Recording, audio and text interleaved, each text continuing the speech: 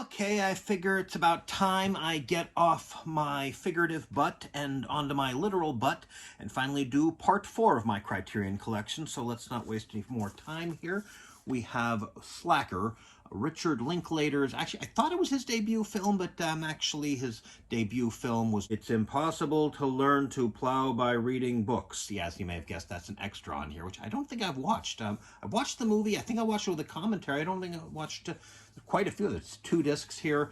The film itself is basically it's pretty meandering, kind of following people along in, I think there is it in Austin, yeah, in Austin, Texas, and then there's a bunch of people. One guy is traveling around the country photographing Dairy Queens. Another guy, I think, works in a coffee shop and is making, I think he's making lattes, making some kind of coffee drinks back when such things were interesting rather than pretentious.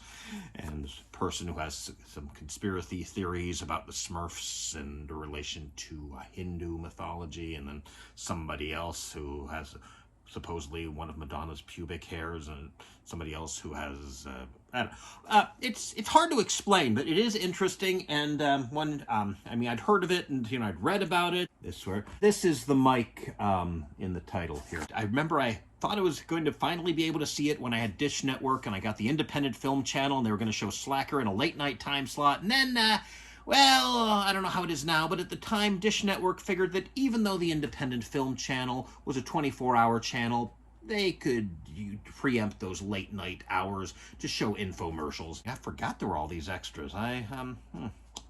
Maybe watching that in the near future. Up next, Videodrome, directed by David Cronenberg. Look at this, looks like a beta tape. I believe the DVD looks like a VHS. A body horror film. Yeah, I know, from David Cronenberg. How about that?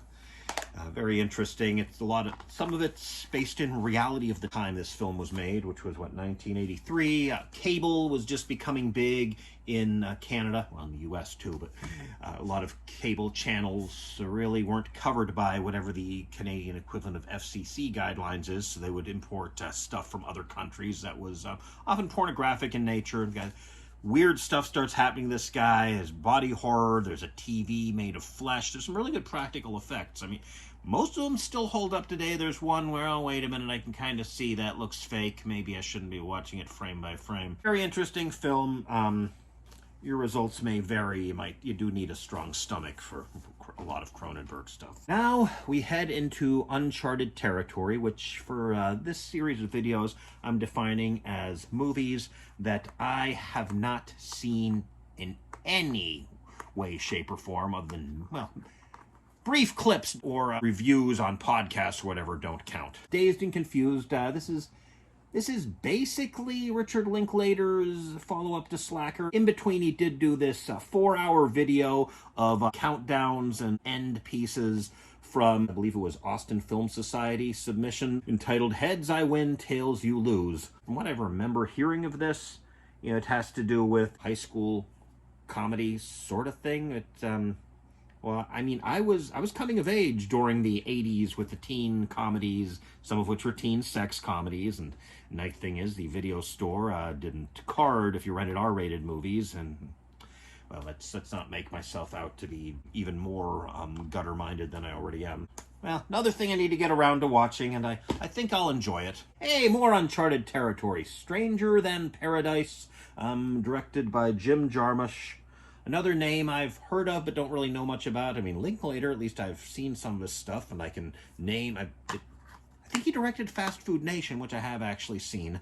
So, there we go. And I haven't seen Boyhood, but I know the title, so... This I don't know too much about, but looks nice. No good, it's got a book as opposed to a road map, so that's good. Well, so... at least opened it up. Next, we have Berlin Alexanderplatz, the mini-series by Rainer Werner Fassbinder, and I haven't seen this yet. I have read some of the book here. It's interesting, the cinematographer mentioned that he wanted to shoot, here's the 4 discs here, that he'd wanted to shoot it in black and white, but of course the network wouldn't let him. He wishes he could have shot it more recently, because then he could at least tint things to make it look like it was shot on an older type of film stock, but... try to at least light it so it look like black and white.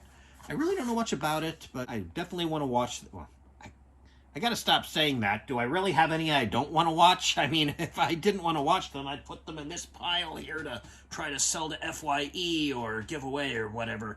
Eventually, und ich muss mein Deutsch üben, hoffentlich hilft das. Now, here's one I've watched all of. The Golden Age of Television. This has 8 dramas from the 1950s, back when there were prestigious drama anthology series on the networks, including Playhouse 90. You might at least have heard of that title. Fans of Doctor Who may be familiar with the 2 Dalek movies. You know, Doctor Who spelled just DR period Who, and the Daleks, and Daleks Invasion Earth 2150 AD. These were adapted from the first 2 Dalek serials. And, of course, completely different continuity, especially once the Doctor's past was more revealed. And if you've done some research, you may know that this was actually common in the day in the UK. They would adapt TV science fiction serials for theatrical release. And America had an equivalent. Some TV dramas would be adapted. In fact, you see the first one here, we have Marty. That was adapted into a feature film starring Ernest Borgnine, and it won 4 Oscars, including Best Picture. Beat on the Waterfront, which also has a Criterion release, but I don't have that yet. And Best Actor for Ernest Borgnine. It apparently has a famous line, "What do you want to do?" "I don't know, Marty. What do you want to do?" Although I looked it up on IMDb, and Marty was the one saying, "What do you want to do?" and had another person's name in there. I forget which name. It was a woman's name, but it doesn't matter. It's a drama. It's with some humor in it. Basically, it's about an average, kind of middle-aged guy who eventually has a romance with an average, kind of middle-aged woman. He's a butcher, she's a teacher. I think his friends say, "She's ugly, you shouldn't date her." And eventually he realizes, what do I care? I'm ugly too. You know, I mean, I like her. Why? Maybe hopefully we'll get married one day if things work out. That's not a good description of it. It's much better than that. And next up we have Patterns, and it's been a while since I saw this, I'm afraid. I remember it's about a guy who works in an office, and I guess he's realizing that he's never going to be great, but I forget. I'm sorry, I can't remember. I do remember being a little bit disappointed, not because it wasn't good, but because Patterns was written by Rod Serling, and I don't know if it was his first script, but it really kind of rocketed him to fame. And so after reading about that in the Twilight Zone Companion, I thought it must be amazing, and it's just, I think my expectations were just set too high. Next one, No Time for Sergeants. It's a comedy starring Andy Griffith, and I should point out that before he was Sergeant Andy Taylor, and then Matlock, well, Matlock isn't exactly Andy Taylor, but he much closer to Mayberry's sheriff than the character in No Time for Sergeants. Initially, he played this sort of hick guy. He was a stand-up comedian. He would kind of play this innocent hick, telling that, well, he had this hit record about what it was football. About this, he sees a football game for the first time, he doesn't quite understand it. Well, a whole bunch of guys come running out of an outhouse, and then they started fighting over a funny-looking pumpkin.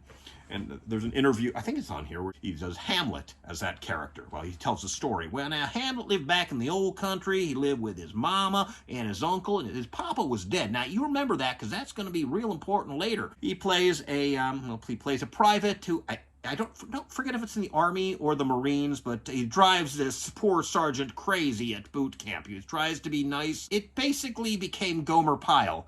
Though, interestingly, when Gomer Pyle was spun off from the Andy Griffith Show, they tried to turn No Time for Sergeants into a sitcom. It didn't work out too well. She was originally a play, and then it was this teleplay, and then it was made into a movie, once again starring Andy Griffith, and also had Don Knotts. I wonder if they ever work together again. The next one is A Wind from the South, and I have no idea what this is about. Let me see. Okay, I don't remember too much. All of these are pretty good, but it's about an Irish woman who I think she's running an inn with her brother, and she kind of has a romance with an American guest, something like that. I don't know, I remember it being good. I think I remember the American kept saying, "King Kamehameha, conqueror of the island," which I remember as being used in a Wendy's jingle. "Take a little nibble of the meat down in the middle." The next one, Bang the Drum Slowly. It has some guy named Paul Newman. believe it's a baseball drama. A lot of these I remember parts. I remember enjoying them. I don't remember details. Well, it has been a while since I bought this, so. Next up, Requiem for a Heavyweight, also by Rod Serling. It's about a boxer who is nearing the end of his days, played by Jack Palance. This was also made into a movie starring Anthony Quinn. And I see it has Mickey Rooney in it as well. The TV drama had Ed Wynn in his first serious role and his son Keenan Wynn. The BBC did a production featuring some young Scottish soccer player named Sean Connery. I think that they didn't bother to kinescope or telerecord it. I know it went out live because, interesting factoid, is that they got Serling's permission to write an extra scene to cover a costume change, which in the American version had been covered by a commercial break. I have to watch this too as well at some point. I remember Requiem for a Heavyweight a lot more than I remember some of the other ones. Maybe I watched it more than once. The Comedian. Starring, well, technically, the titular character is more of a supporting character. The comedian is played by Mickey Rooney. Hey, how about that, huh? His brother, who is really the main character, is played by Mel Torme, who, yeah, actually has done some acting other than playing himself on Night Court. Most of this comedian's jokes are about how awful his brother is. They're really at the expense of his brother, and his brother hates that, but you know, what you gonna do? And it's very interesting, and also it's kind of, they're doing a live special starring this comedian on live TV, so a bit meta-textual there.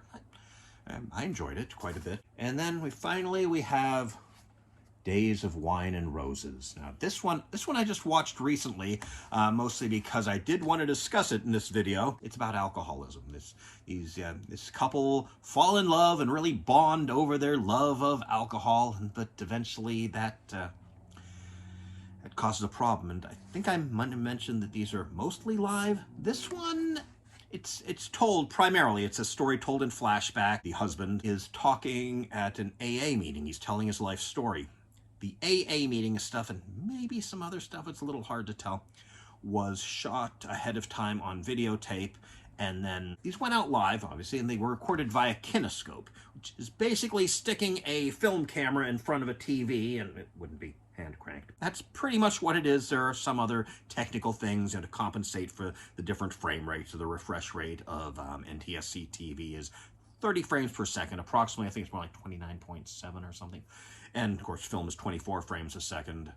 And they couldn't do what Richard Lester did in Hard Day's Night, because that was PAL video. That's 25 frames a second, so you just speed up the film a tiny bit, and we'll get to that when I get to that. This was made into a movie.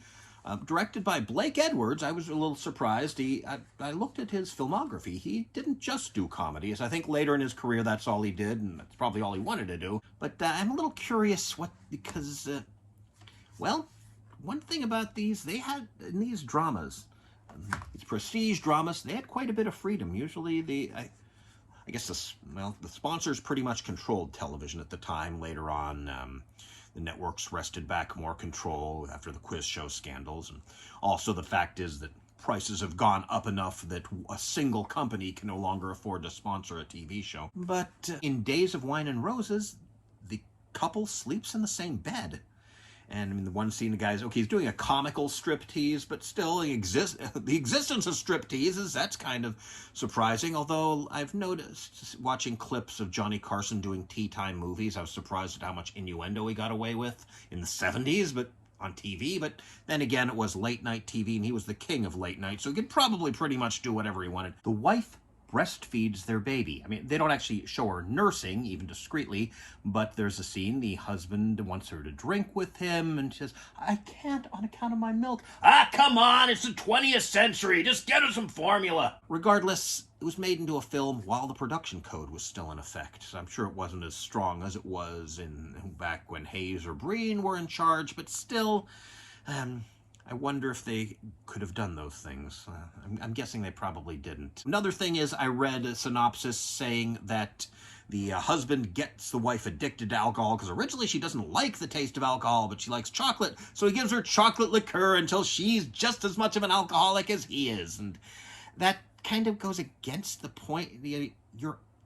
He didn't make her an alcoholic. In fact, there's a scene where the father-in-law is beating him up and says, you taught my daughter how to a drink. I never even gave her a beer. No, I didn't. We drank together. Here, nope. He taught her how to drink in that movie, so I don't know. Ooh, almost forgot the extras. Now, in the early 80s, a series aired on PBS entitled The Golden Age of Television. And according to IMDb, it has 0 episodes. According to some research I did, it apparently has 8 episodes. Each episode was one of these live teleplays, along with an introduction explaining the historical context, and also with some interviews, since, well, it would have been less than 30 years, so a lot of the people involved would have still been alive. So each one of these 8 teleplays includes that intro as an extra. And there are some other extras which the booklet doesn't list, or I should say didn't list. I have made some annotations here. There are commentaries on Marty, Bang the Drum Slowly, Requiem for a Heavyweight, and The Comedian, all with their respective directors.